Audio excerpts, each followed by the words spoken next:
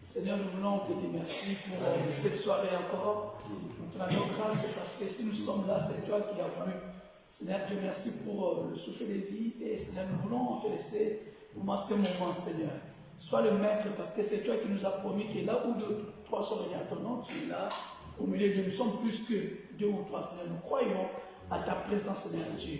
Conduis ces moments, Seigneur Dieu. Et nous te prions aussi pour nos bien-aimés qui ne sont pas encore là. Seigneur, fais grâce. Ramène ceux qui doivent arriver et ceux qui ne seront pas là. Toi, tu sais pourquoi. J'implore ta grâce dans leur vie et dans leur famille aussi. Seigneur, sois glorifié encore ce soir parce que c'est toi qui es Dieu. Au siècle des siècles, tu règnes. À jamais, tu seras le roi, le roi. À toi la gloire et règne au siècle des siècles. Au nom puissant de ton Fils Jésus-Christ. Amen. Amen. Amen. Merci mon frère. Voulons voir la gloire de Jésus. Amen. Voilà, il y a pas d'amen ici. Est-ce que vous voulez voir la gloire de Jésus? Amen. Vous me faites peur. Amen. Dieu, nous voulons voir ta gloire. Descends en ce lieu parmi nous. Oh Dieu.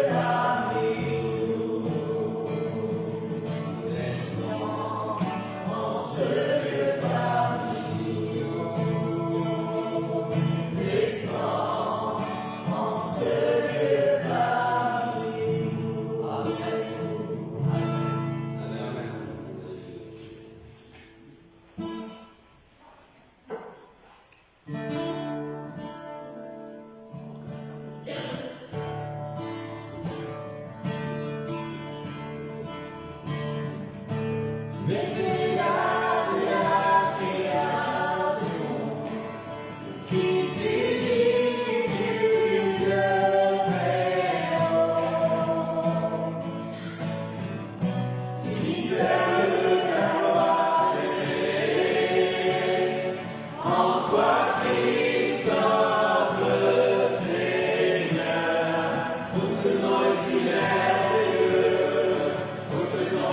merveilleux,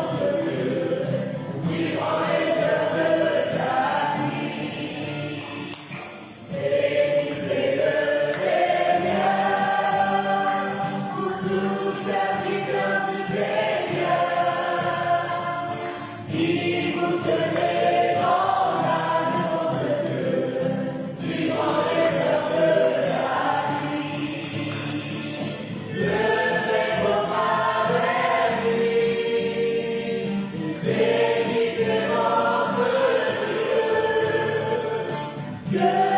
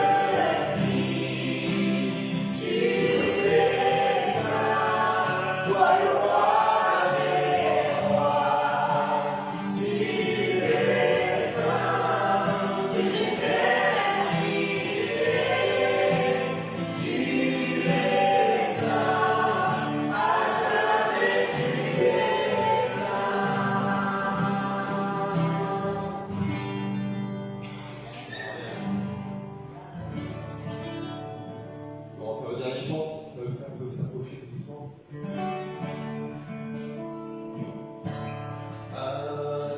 Adorons Jésus, prosternons nos cœurs, inclinons nos vies.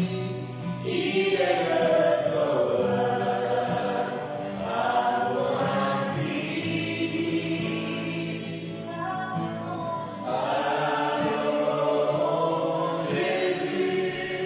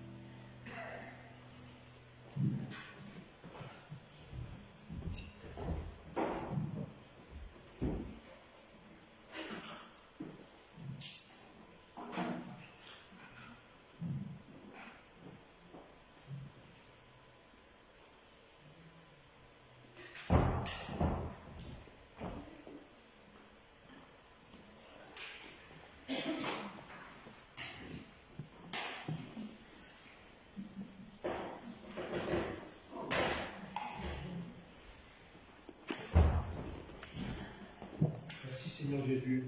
Merci Seigneur Jésus-Christ parce que tu es digne de louange, Seigneur Jésus. Tu es digne de louange parce que nous ne nous rendons pas toujours compte de la grâce que tu nous fais. Seigneur Jésus, tu nous as réunis ce soir en ces lieux bénis pour que nous puissions épancher nos douleurs, nos peines, nos chagrins, nos souffrances. Seigneur Jésus, nous savons que ta main bénissante est sur chacun de nous, mais elle est aussi sur tous ceux que nous aimons, sur nos proches, sur nos amis, sur notre famille. Seigneur Jésus, gloire te soit rendue au siècle des siècles. Amen. Bonsoir mon frère. Bonsoir, bonsoir à tous. Je suis contente de te voir. Ah ben, je suis content de vous voir tous. D'ailleurs, le premier verset que je vais vous lire, c'est dans le psaume 100, le verset 2. Servez l'Éternel avec joie, venez avec allégresse en sa présence. Amen. Ça fait pas mal de temps que je voulais parler de ce verset et je me suis dit c'est un magnifique programme, mais quelquefois la réalité elle est beaucoup moins tranquille que l'on pense pouvoir faire vivre. Et il y a une différence que j'ai trouvée ces derniers temps, c'est la première de servir l'Éternel avec joie. Et comme je viens de dire, les circonstances, quelquefois, nous prêtent à des moments où nous sommes dans des difficultés, dans des douleurs. Et je pense qu'il ne faut pas faire un amalgame des deux choses. C'est-à-dire le fait d'être pris par tout ce qui nous trouble, dans quelques domaines que ça peut être maladie, difficultés financières, difficultés au travail, difficultés relationnelles et deuil également. Il y a un dimanche, environ 15 jours, où lors de la réunion, il y avait une communion fraternelle. Merci à toi Dominique de nous avoir réunis de cette façon. Et il y avait une joie qui émanait de ces instants. Cependant, la veille, j'apprenais le décès de mon cousin. Et quand il y a eu cette communion entre frères, j'étais heureux de participer à cette joie. Ben, directement, j'étais triste de perdre quelqu'un avec qui j'ai vécu longtemps pendant mon enfance. Oui, longtemps pendant mon enfance, à jouer, à partir en vacances quelquefois dans les mêmes lieux. Et en contrariété par rapport à cela, il y avait cette joie qui émanait de cette assemblée. Et je reviens à ce que je dis, c'est que nous sommes prêts à offrir, à servir Dieu dans la joie. En ce qui me concerne, en ce moment, je suis heureux d'être ici, de partager la parole avec vous. Mais il y a toujours cette pensée qui me ramène à ce que j'ai vécu ces derniers temps. Vendredi dernier, si j'étais absent, c'est que la mort cérébrale qu'on m'avait annoncée il y a 15 jours s'est transformée en décès. J'ai assisté lundi, enfin je suis parti lundi en région parisienne. Les obsèques c'était le mardi. Et au fond de moi, je me dis, je suis quelqu'un, comme chacun de vous ici, à vouloir annoncer la bonne nouvelle, à partager la joie que le Seigneur nous donne, mais il y a cette opposition qui est là, cette opposition qui nous ronge, qui nous affaiblit, et pour certains, beaucoup, de façon plus grave, qui peut aller jusqu'à nous anéantir. Tout cela parce que nous avons la volonté de servir notre Dieu du plus profond de notre cœur, du plus profond de notre amour, avec toute la joie que cela peut apporter. Cependant, on n'est pas toujours dans des circonstances où la joie et la réalité coïncident, et nous avons cette contrainte de devoir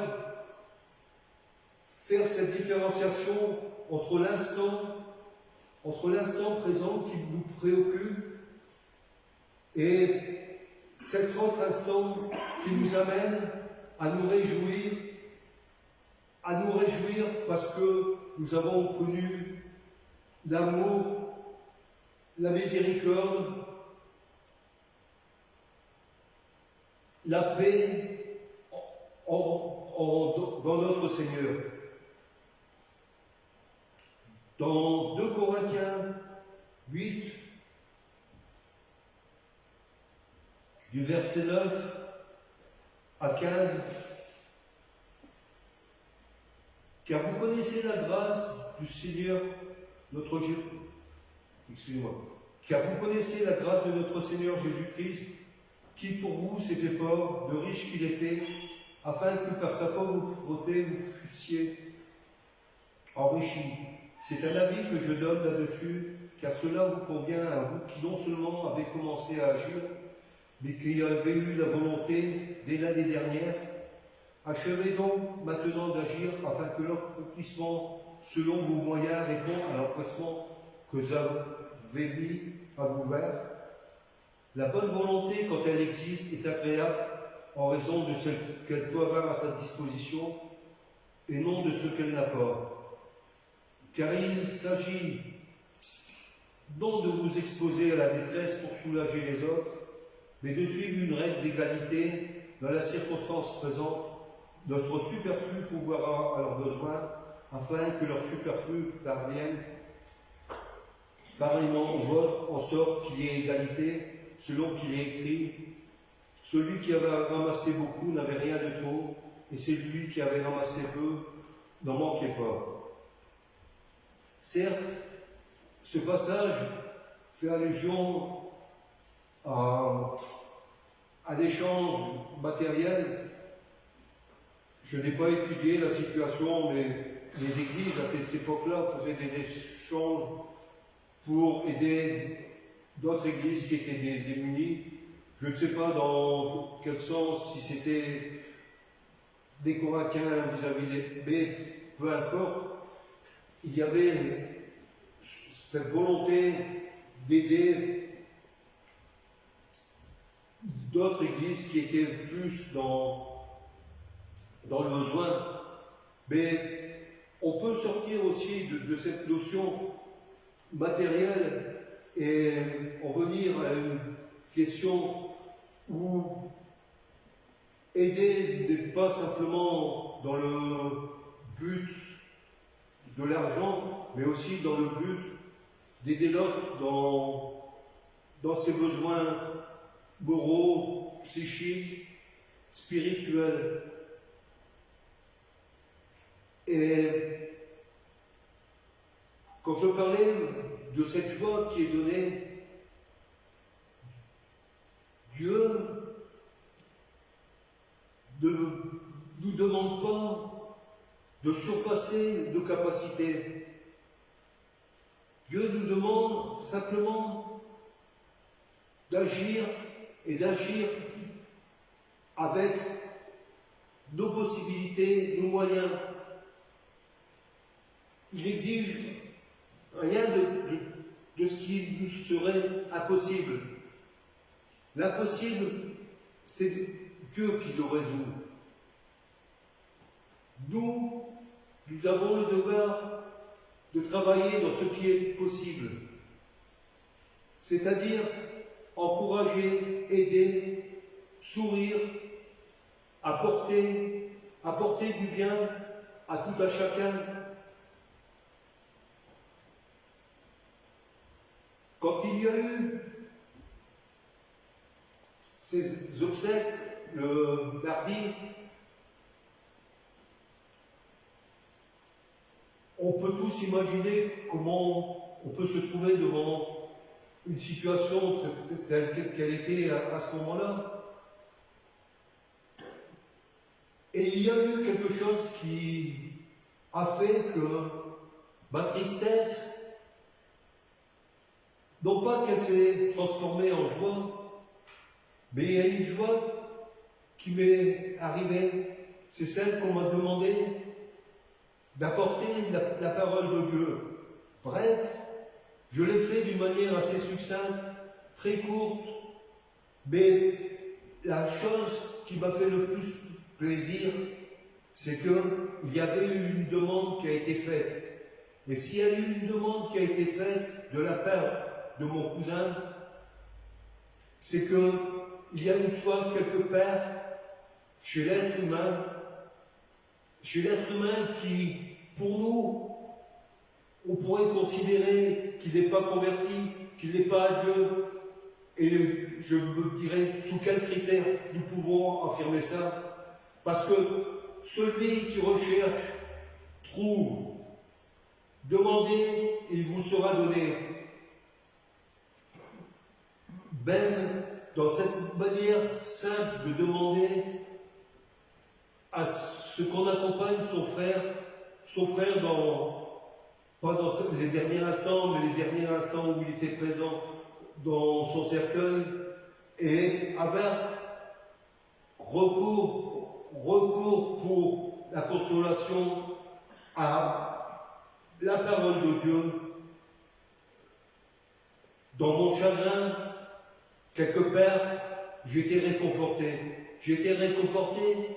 Et comme je disais au tout début, il y a cette ambiguïté où nous sommes dans un état, disons, lamentable, mais quelque part, il y a cette espérance qui est là, ancrée dans nos cœurs, et cette espérance que nous voulons transmettre et que certains veulent qu'elle leur soit transmise. Et cette espérance, il ne faut jamais la quitter des yeux. Cette espérance, elle doit être constamment dans notre pensée, afin que nous accomplissions ce qu'il a été demandé dans ces paroles. Servez l'Éternel avec joie, venez avec allégresse dans sa présence.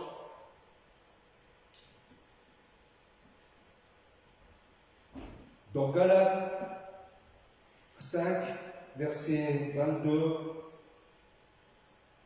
il est écrit « Mais le fruit de l'esprit, c'est l'amour, la joie, la paix, la patience, la bonté, la bénignité, la fidélité, la douceur, la tempérance. » Dans Jean 15, verset 11, Jésus dit « Je vous ai dit ces choses afin que ma joie soit en vous et que votre joie soit parfaite.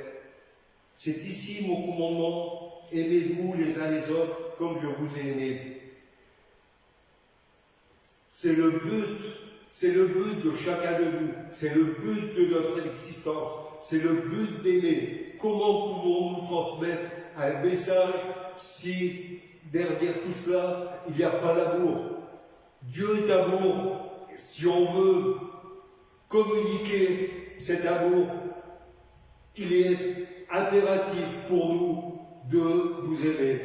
Comment pouvons-nous dire que nous aimons Dieu si nous ne nous aimons pas les uns les autres? Dieu, dans Corinthiens, excusez-moi, défaut technique, défaut du direct. Il n'y a pas Un de instant. défaut, il n'y a pas de Oui, remets-toi tes émotions, merci. Il y a que des qualités. Oui.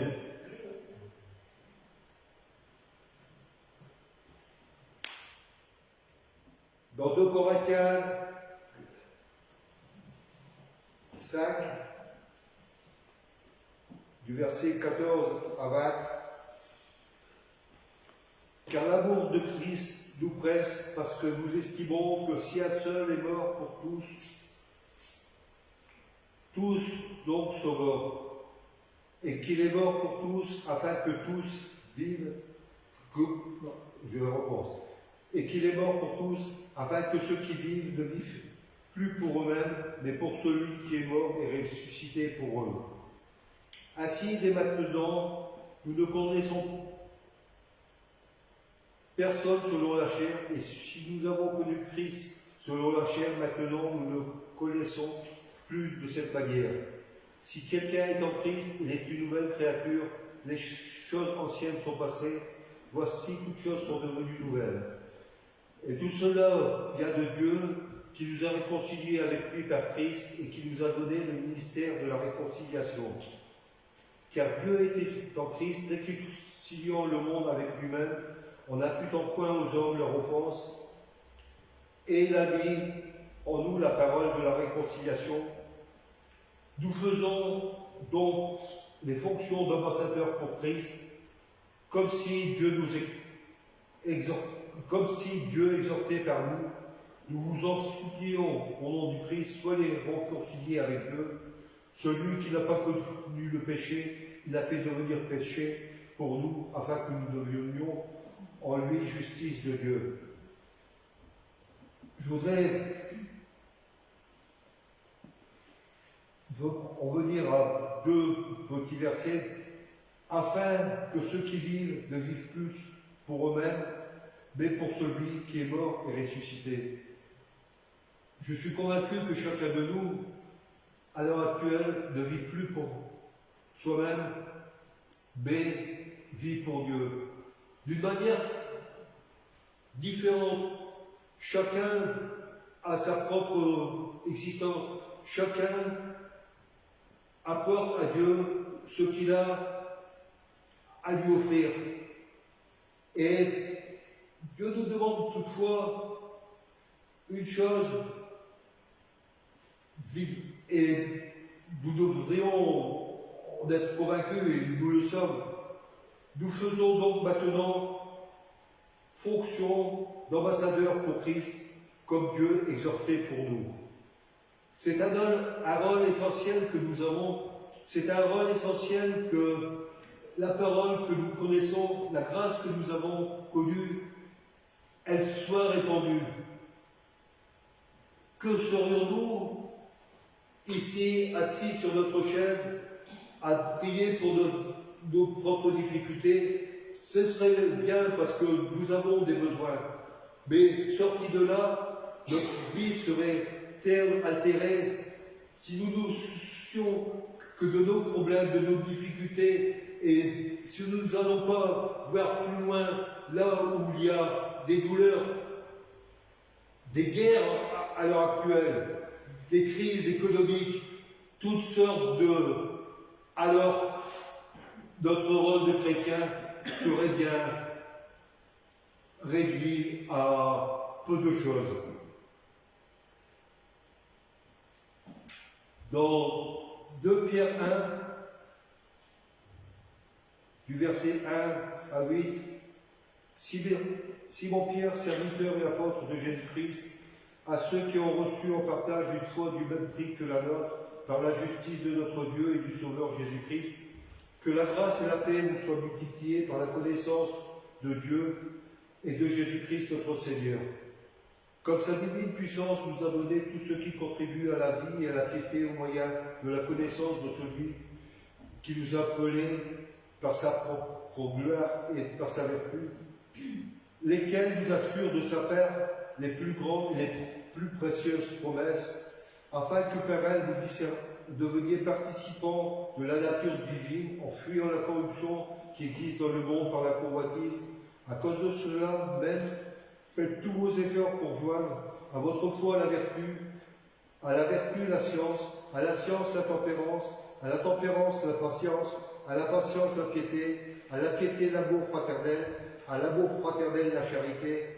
Car si ces choses sont en vous et y sont avec abondance, elles vous ne laisseront point oisifs ni stériles pour la connaissance de notre Seigneur Jésus-Christ.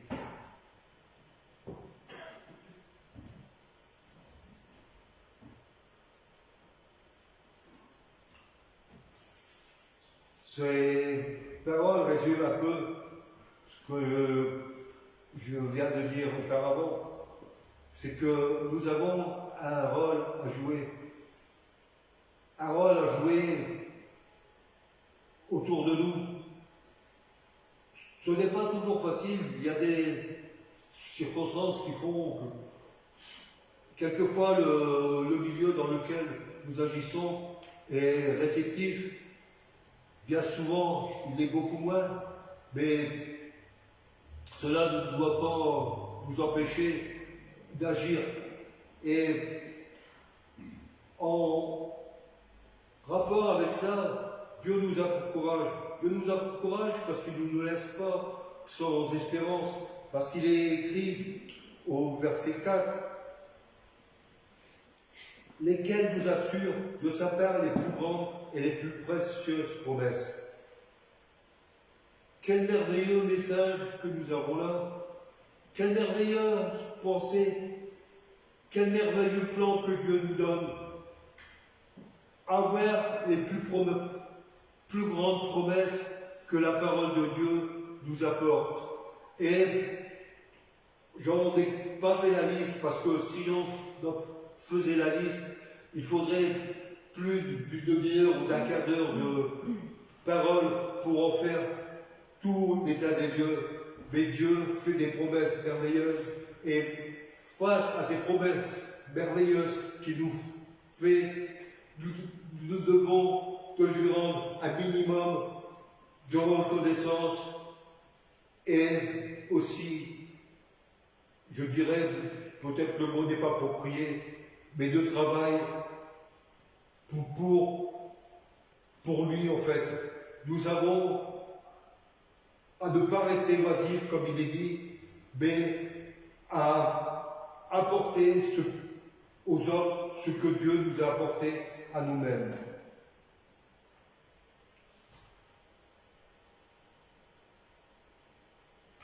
Moi, je vais relire le verset 15 le verset 11 du chapitre 15 de Jean.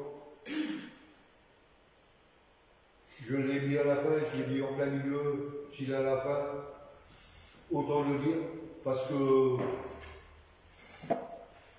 pour moi, il n'y a pas de hasard qui existe. Je vous dis ces choses afin que ma joie soit en vous et que votre joie soit parfaite. C'est ici mon commandement, aimez-vous les uns les autres comme je vous ai aimés. Pour terminer, je sais pas, j'ai pris cette habitude. Bon, quelquefois il y a des bonnes habitudes, il y en a des moins bonnes, il y en a des pas bonnes du tout. Et je veux terminer par les psaumes 126. Et puis par le psaume 108,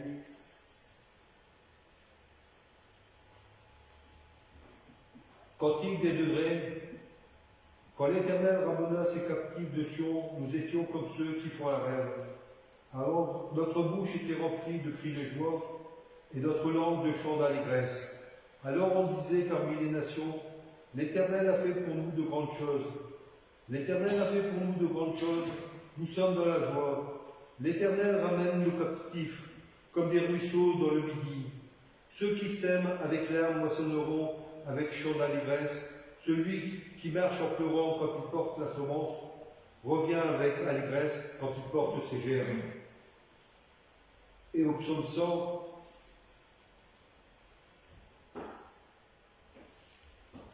psaume de louange, poussez vers l'Éternel des cris de joie, vous tous, habitants de la terre. Servez l'Éternel avec joie, venez avec allégresse en sa présence. Sachez que l'Éternel est Dieu, celui qui nous a fait et nous lui appartenons. Nous sommes son peuple et son troupeau, et le troupeau de son pâturage. Entrez dans ses portes avec des louanges, dans ses parvis avec des cantiques.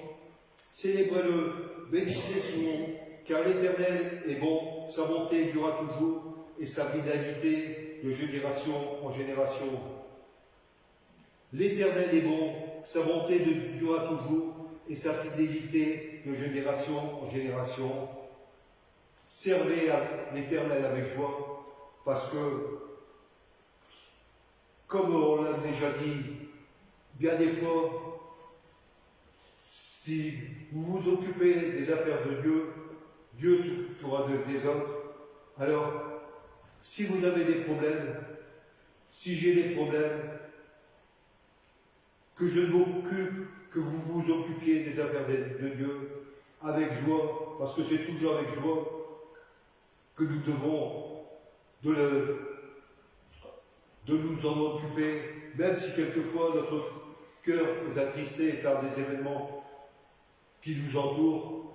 Servez l'Éternel avec joie. Amen. Amen.